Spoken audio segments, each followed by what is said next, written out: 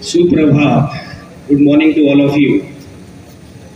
Firstly, I want to say I am thankful to Principal Sir who has given the chance to share Man Ki Baat.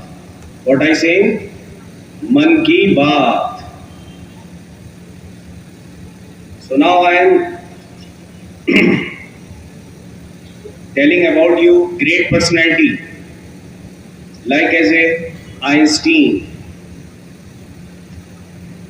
Einstein का जन्म एक मध्यम वर्गीय German परिवार में हुआ था। वो शुरू से ही एक असाधारण बालक थे। नॉर्मली सामान्यतः बच्चे 2 साल में बोलना शुरू कर देते हैं, लेकिन आइंस्टीन ने 5 साल की उम्र में बोलना शुरू किया था। उनके माता पिता चिंतित थे कि ये बच्चा बोलता क्यों नहीं है।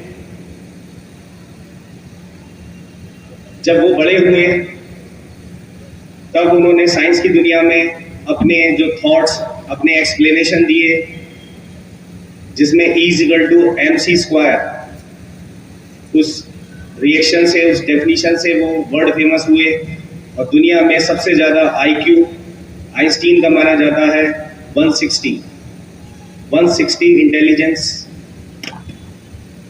किसी भी व्यक्ति का अभी तक देखने को मिलता नहीं है।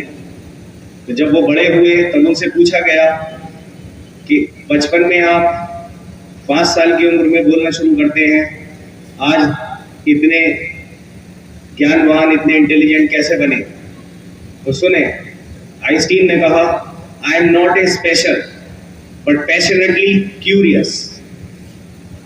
मतलब यह है कि वो कोई स्पेशल व्यक्ति नहीं थे, लेकिन वो किसी भी टॉपिक के बारे में, किसी भी विषय के बारे में जब अध्ययन करते थे तो वो बहुत डीप स्टडी करते थे, उस टॉपिक के बारे में बहुत गहराई से सोचते थे और अपने लेवल को बहुत ऊपर तक ले जाते थे।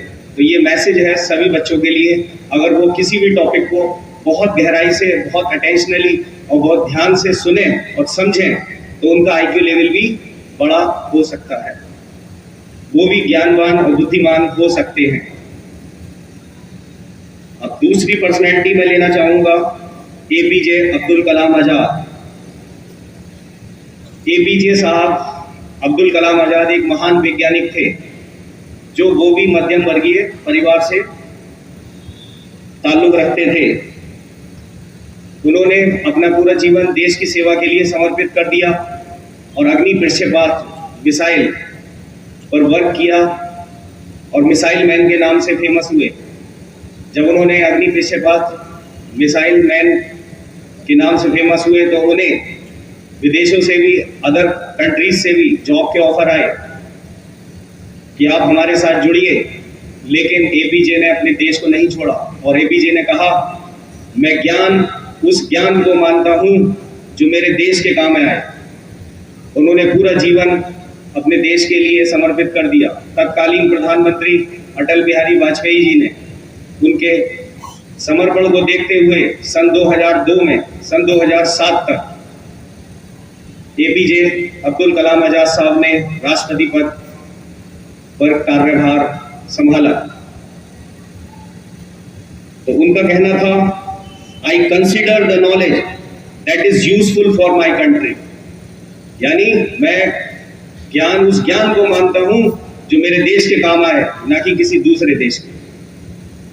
तो हमें इन सब बातों को देखते हुए अब मैं तीसरी पर्सनैलिटी, वीर अब्दुल हामिद, सेना के 4th ग्रेनेडियर में एक सिपाही थे। उन्होंने 1965 में भारत और पाकिस्तान युद्ध के दौरान खेमकरण सेक्टर के आसल उत्ताड़ में लड़े गए युद्ध में अद्भुत वीरता प्रदर्शन करते हुए 7 पाकिस्तानी टैंक उड़ा दिए थे। देखें कितनी बड़ी बात है, अकेले वीर अब्दुल हामिद ने 7 पाकिस्तानी टैंक उड़ाए थे और इस युद्ध में वो वीर गति को प्राप्त हुए और उन्हें मरणोपरांत परमवीर चक्र से सम्मानित किया गया। हमें ऐसे लोगों की जरूरत है जो भारत माता के लिए शहीद हो जाते हैं, कुर्बान हो जाते हैं। ऐसे लोग कभी दुनिया से जाते नहीं हैं। वीर अब्दुल हामिद भारतीय सेना के लिए हमेशा के लिए अमर है और 10 सितंबर का दिन वीर अब्दुल हामिद को याद करने के लिए किया जाता है।